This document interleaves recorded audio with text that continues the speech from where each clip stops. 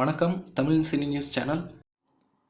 2010இல் சிங்கம், 2013இல் சிங்கம் 2, 2017இல் சிங்கம் 3 என சிங்கம் படத்தை ஒரு தொடர் படைப்பாக இயக்குனர் ஹரி சூர்யா கூட்டணி கொடுத்து வருகிறது.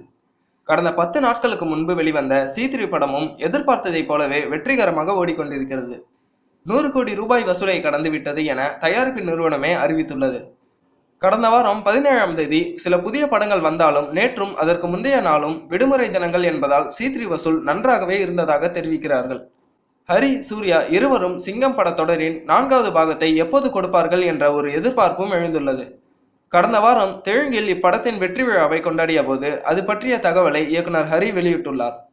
இன்னும் 5 அல்லது 6 ஆண்டுகள் கழித்து சிங்கம் படத்தின் 4வது பாகத்தை எடுக்க உள்ளோம்.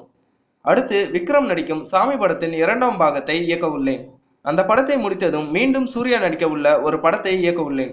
அந்த படத்தில் சூர்யாவுக்கான கதாபாத்திரமும் படமும் மிகவும் வித்தியாசமாக இருக்கும் என தெரிவித்துள்ளார். தமிழ் திரையுலகத்தில் இதுவரை வந்த போலீஸ் படங்களின் கதாபாத்திரங்களில் தங்கப்பதக்கம், சௌத்ரியும், 3 முகம், அலெக்ஸ் பாண்டியன் ஆகியவைதான் அதிகம் பேசப்பட்டு வந்தன. அவற்றையெல்லாம் சிங்கம் படத்தின் துரைசிங்கம் முறியடித்து விட்டார். இந்த செய்திகளை பற்றி உங்கள் கருத்துக்களை கமெண்டில் பதிவு செய்யவும்.